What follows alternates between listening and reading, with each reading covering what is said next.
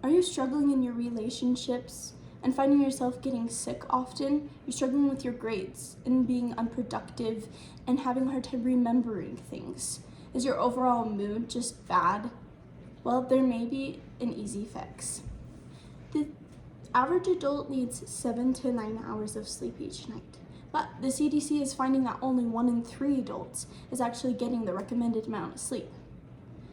As college students, we're all trying to balance social life, schoolwork, family life, maybe even work life.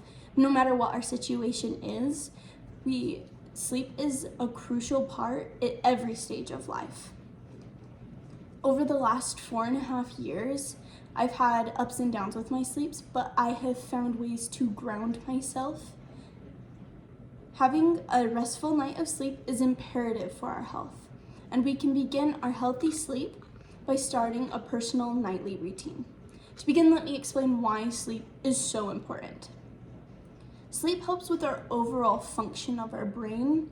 It helps our mood. It helps us keeping our bodies healthy and to rest. When we start lacking our sleep or even the quality of our sleep, we start beginning to see those negative side effects that I mentioned before. Our brain needs to rest each night, and it needs that energy.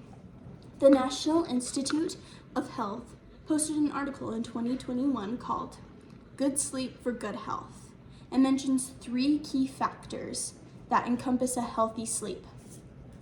The first factor is the amount of sleep we're getting each night. The second is the quality of sleep, and lastly, the consistency of our sleep. We need to take control of these 3 factors by taking what time we do have before bed. Jay Summer, a writer for the Sleep Foundation, believes that the first step to improving your sleep is creating a consistent sleep schedule. Creating consistency for when you go to bed and when you wake up, but also creating consistency of the routine you do before you go to bed. I've learned through personal experience, one of the most beneficial things for me and my sleep was creating my own sleep routine. The steps for my sleep routine are PJs, then I wash my face, brush my teeth, take my vitamins, and then meditate. So my first step, PJs. These are my favorite sweats, and I truly believe in comfort. If I start with my favorite step, it readies my brain, and I know my brain knows that it's time to wind down, and I'm beginning my sleep schedule. My second step is to wash my face. Not only do I believe in the comfortable sleep environment, but also a clean environment. And then I brush my teeth.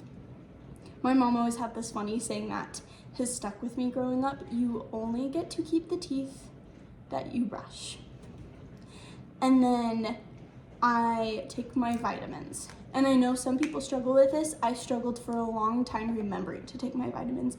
I use a practice called goal stacking. Goal stacking is when, say for instance, every time you go get the mail, you also quickly water your flowers. You're stacking one goal with another. So I stack my goals at the end of the night like this. So every time I brush my teeth, I take my vitamins quickly. And now it's just become second nature. My very last step is meditation. Meditation can look differently for everybody from day to day and person to person. It looks different day to day for me. Meditation can be writing in a journal, or writing what you're grateful for, or writing a to-do list for the next day, or guided meditation, or breathing exercises, or prayer. I like this step the most as my last step because it helps my brain completely wind down. I'm no longer worried about the day I just had or the day that I'm about to go into. Now that I have an example of what my sleep routine looks like, here you can now come up with your own sleep routine. Create your own sleep routine so you can have a healthy sleep.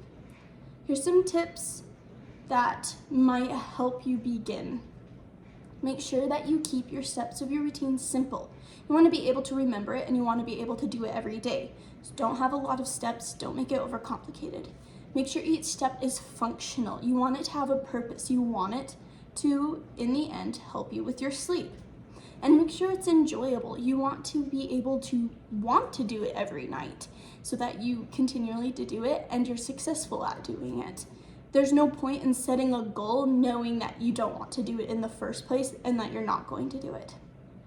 Not all of your steps need to be at night. For example, getting enough sun exposure throughout the day, limiting your caffeine intake, or even exercising throughout the day can be part of your routine. I found an article called 8 Health Benefits of Sleep, written in 2022. It states exercise can help us fall asleep faster and increase our quality of sleep. It also states that we should avoid screens 30 minutes before bedtime. Our screens from our TVs and our phones give off blue light. Blue light interrupts our production of melatonin, which is our sleep hormone. Melatonin helps us fall asleep as well as staying asleep. To summarize, I have gone over the benefits of sleep and the benefits of creating night routine. I've given you an example of my routine, and I've given you some tips and advice for you to begin your own routine. We shouldn't take sleep lightly. Sleep is a basic human need, and it has major health effects on it. Take control over your sleep today. Create a routine and see what kind of effects it has, and you might be super surprised. I want to leave you with an impactful quote from William Dement. Sleep is an essential part of life, but more important, it is a gift.